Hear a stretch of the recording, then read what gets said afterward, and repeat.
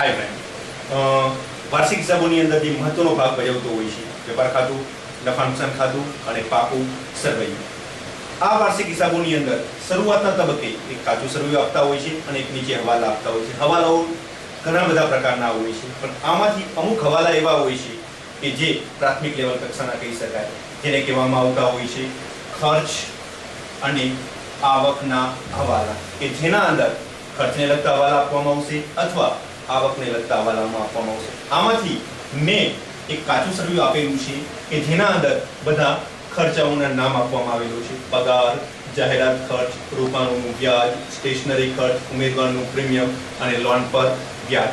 અને આ બધા ખર્ચાઓ અને આવકો માટે થઈને નીચે તમને હવાલાઓ આપવામાં આવેલા છે. અને આ હવાલાઓની પાકા સરવૈયામાં, નફા નુકસાન ખાતામાં અને વેપાર ખાતામાં શું અસર આવશે એનાથી આપણે વાકેફ થઈએ. આમ તો તમને ઓલરેડી ખબર જ છે કે આના પહેલાના લેક્ચરમાં મેં તમને સમજાવેલું હતું કે કઈ વિગત કઈ બાજુ આવશે. સામાન્ય નિયમ એવો છે કે જે વસ્તુ ઉધાર છે એ ઉધાર બાજુ જ આવે, પછી વેપાર ખાતાની ઉધાર બાજુ હોઈ શકે છે અથવા તો નફા નુકસાન ખાતાની ઉધાર બાજુ હોઈ શકે છે. અને જે જમા છે એ જમા બાજુ આવશે. ફરી એક વખત જોઈ લઈએ તો પગાર, તો તમને ખબર છે પગાર એ નફા નુકસાન ખાતામાં કઈ બાજુ આવશે?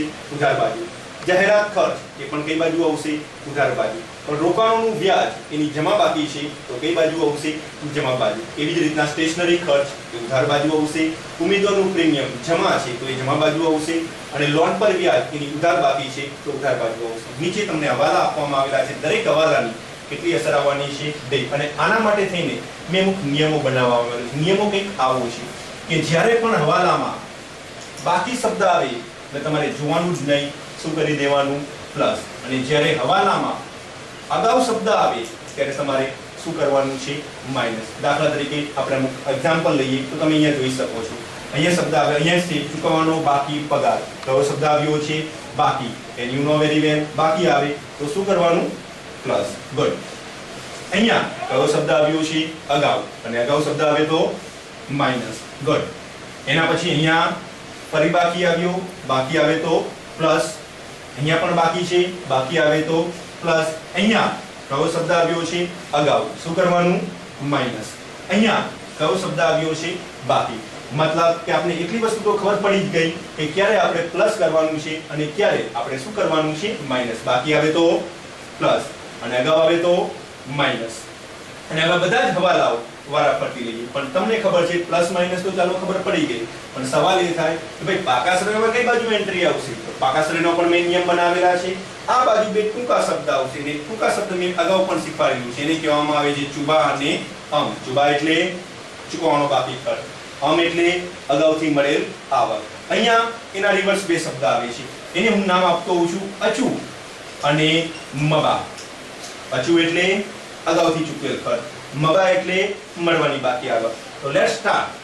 શરૂઆત કરીએ કાચા સરવૈયાથી. પહેલો સ્ટેપ આપવામાં આવેલો છે પગાર. કઈ બાકી છે એની? ઉધાર. ઉધાર હોય તો ઉધાર બાજુ આવશે. પગાર તમને આપવામાં આવેલો છે 15,000. હવે હવાલામાં ખાલી એટલું જ જોવાનું છે, બાકી શબ્દ આવે છે કે અગાઉ. તો પહેલો હવાલો ચૂકવવાનો બાકી પગાર. કયો શબ્દ આવ્યો? બાકી. અને બાકી આવે તો પ્લસ. ગુડ. કેટલા છે? રૂપિયા 2,000. તો આપણે એમાં પ્લસ કરી દઈશું ચૂકવવાનો બાકી પગાર. કેટલા રૂપિયા આપવામાં આવેલા છે? 2,000. આઉટર કોલમમાં 17,000. શોર્ટમાં શું કહેવાય આને? ચુબા. તમને ખબર છે પાકા શ્રેણીમાં ચુબા એ બાજુ આવશે? મૂડી દેવા બાજુ. તો અહીંયા આપણે લખીશું ચૂકવવાનો બાકી પગાર. કેટલા રૂપિયા છે? 2,000. આવી જ રીતના બીજા હવાલાઓ સોલ્વ કરીએ. બીજો સ્ટેપ આપવામાં આવેલો છે જાહેરાત ખર્ચ.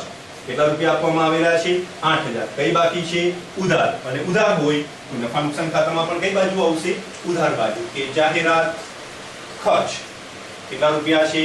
8,000. હવાલામાં ખાલી એટલું જ જોવાનું છે, બાકી શબ્દ આવ્યો છે કે અગાઉ. તો હવાલામાં તમે જો અગાઉથી ચૂકવેલ જાહેરાત ખર્ચ. કયો શબ્દ આવ્યો? અગાઉ. અને અગાઉ શબ્દ આવે તો શું કરવાનું? માઇનસ. કેટલા રૂપિયા માઇનસ કરીશું? 1,000. તો અગાઉ શબ્દ આવ્યો છે તો માઇનસ કરીશું, માઇનસ અગાઉથી ચૂકવેલ. કેટલા? 1,000. તો આઉટર કોલમમાં આવશે કેટલા? 7,000. શોર્ટમાં અને હું શું કહેતો હોઉં છું? અચુ. અને પાકા સરવૈયામાં અચુ ક્યાં આવે છે? મિલકત લેણા બાજુ. તો એની બીજી અસર મિલકત લેણા બાજુ આપી દઈશું. અગાઉથી ચૂકવેલ જાહેરાત ખર્ચ અને એની રકમ આપવામાં આવેલી છે રૂપિયા 1000. Same rules to be applied here. ત્રીજું છે રોકાણોનું વ્યાજ, પણ એની કઈ બાકી છે? જમા. જો એની જમા બાકી હોય તો ઓફ કોર્સ નફા નુકસાન ખાતામાં પણ કઈ બાજુ આવશે? જમા બાજુ. એ રોકાણોનું વ્યાજ અને રકમ આપવામાં આવેલી છે રૂપિયા 10,000. આપણે તો ફક્ત એટલું જ શોધવાનું છે કે ભાઈ બાકી શબ્દ આપ્યો છે કે હવાલામાં અગાઉ. હવાલામાં જો મળવાનું બાકી રોકાણોનું વ્યાજ, કયો શબ્દ આવ્યો? બાકી. અને હવે તો તમને ખબર જ છે કે જો બાકી શબ્દ આવે તો આ રકમ શું કરવાની છે? પ્લસ. તો આમાં પ્લસ કરી દઈએ. પ્લસ મળવાનું બાકી રોકાણોનું વ્યાજ અને એની રકમ આપવામાં આવી છે રૂપિયા 3,000. આઉટર કોલમમાં કેટલા આવશે? 13,000. પણ આપણે ખબર જ છે કે દરેક હવાલાની બે અસર આવે. શોર્ટમાં શું કહેવાય આને? મબા. અને આપણે ખબર છે કે પાકા સરવાળામાં મબા કઈ બાજુ આવશે? મિલકત લેણા બાજુ. તો આની બીજી અસર આવશે મિલકત લેણા બાજુ. એને આપણે કહીશું મળવાનું બાકી રોકાણોનું વ્યાજ અને એની રકમ આપવામાં આવી છે કેટલા રૂપિયા? 3,000. ચોથું લઈએ સ્ટેશનરી ખર્ચ. કઈ બાકી એની આપવામાં આવી છે? ઉધાર. જો એની અસર ઉધાર હોય તો ઉધાર બાજુ આવશે કે સ્ટેશનરી ખર્ચ અને એની રકમ આપવામાં આવી છે રૂપિયા 7,000. તો હવાલામાં જોઈએ તો સ્ટેશનરી ખર્ચ હવાલામાં કહેવામાં આવેલું છે કે ચૂકવવાનો બાકી સ્ટેશનરી ખર્ચ. કયો શબ્દ આવ્યો છે? બાકી. જો બાકી શબ્દ આવે તો એ રકમ તમારે શું કરવી પડશે? પ્લસ. તો એના અંદર એ રકમ પ્લસ કરી દઈશું કે પ્લસ ચૂકવવાનો બાકી અને ચૂકવવાનો બાકી આપવામાં આવેલો છે રૂપિયા 500 અને આઉટર કોલમમાં આવશે 7,000 અને 500. શોર્ટમાં શું કહેવાય આને? ચુબા. અને પાકા સરવૈયામાં ચુબા કઈ બાજુ આવે છે? મૂડી દેવા બાજુ. તો મૂડી દેવા બાજુ લખવામાં આવશે ચૂકવવાના બાકી સ્ટેશનરી ખર્ચ અને એની રકમ આપવામાં આવી છે કેટલા રૂપિયા આપેલી છે? 500.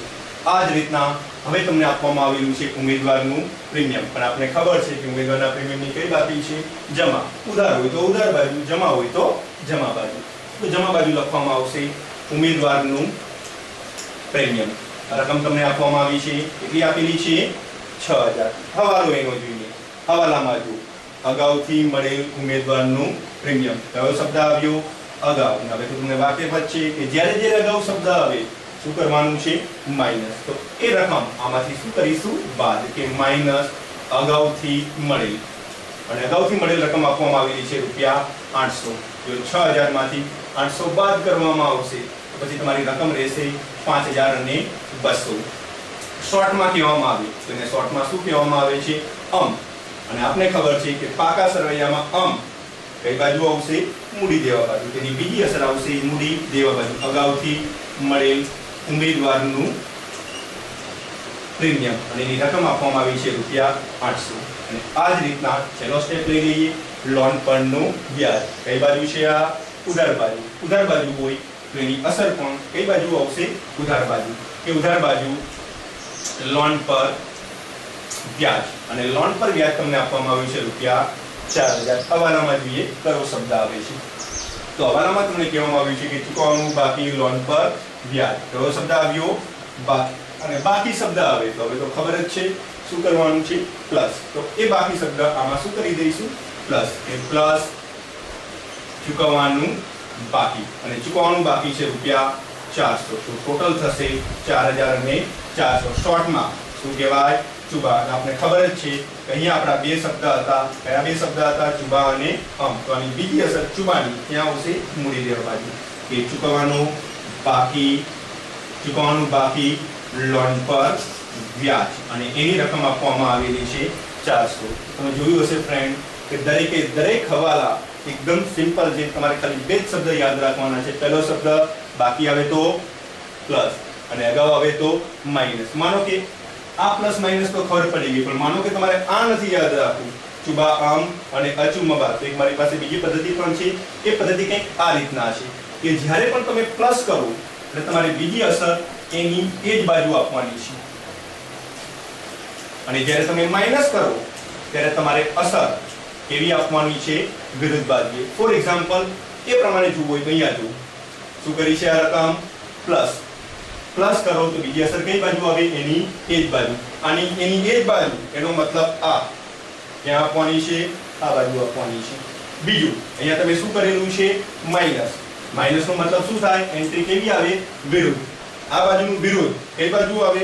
પાકા સરવૈયામાં મિલકત લેણા બાજુ તમે જોઈ શકો છો અગાઉથી ચૂકેલ જાહેરાત તો સિમ્પલ છે પ્લસ કરો તો આ જ બાજુ અને માઈનસ કરો તો કેવી બાજુ આવશે વિરુદ્ધ બાજુ દાખલા તરીકે અહીંયા શું કરેલું છે પ્લસ કરેલું હતું એની એ જ બાજુ તો લખ્યું છે ચૂકવણો બાકી સ્ટેશનરી ખર્ચ ફરી પાછું આ શું કરેલું છે પ્લસ કરેલું હોય તો એની એ જ બાજુ જો ચૂકવણું બાકી લોન વ્યાજ લખેલું છે અહીંયા ચૂકવણું બાકી લોન વ્યાજ same rules be applied here દાખલા તરીકે અહીંયા શું કરેલું છે પ્લસ અને પ્લસ કરો તો બીજી એન્ટ્રી કઈ બાજુ આવે એની એ જ બાજુ પણ આ બાજુની એની એ જ બાજુ એટલે કઈ બાજુ ગણાશે આ બાજુ લખેલું છે અહીંયા ભરવાનું બાકી રોકાણોનું વ્યાજ અને આ શું કરેલું છે માઈનસ અને જો માઈનસ કરો તો એન્ટ્રી કેવી આવે વિરુદ્ધ બાજુ આની વિરુદ્ધ બાજુ કઈ બાજુ આવશે મૂડી દેવા બાજુ તો માઈનસ અહીંયા આવશે કે અગાઉથી મળેલ ઉમેદવારનું પ્રીમિયમ તો આ મેથડ પણ એકદમ સિમ્પલ છે ખાલી એટલું યાદ રાખવાનું છે કે પ્લસ કરો તો એની એ જ બાજુ માનો કે તમે આ બાજુ પ્લસ કરો તો એની બીજી અસર આવશે ક્યાં આવશે મૂડી દેવા બાજુ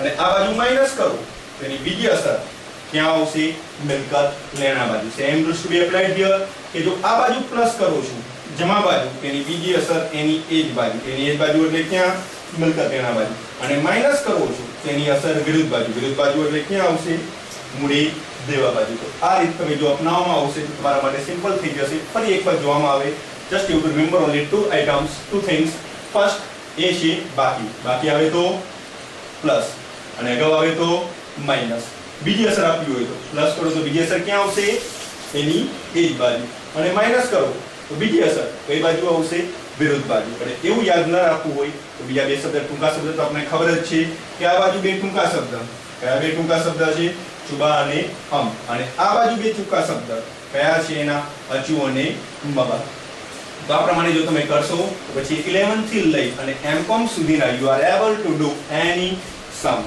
thank you and your life WW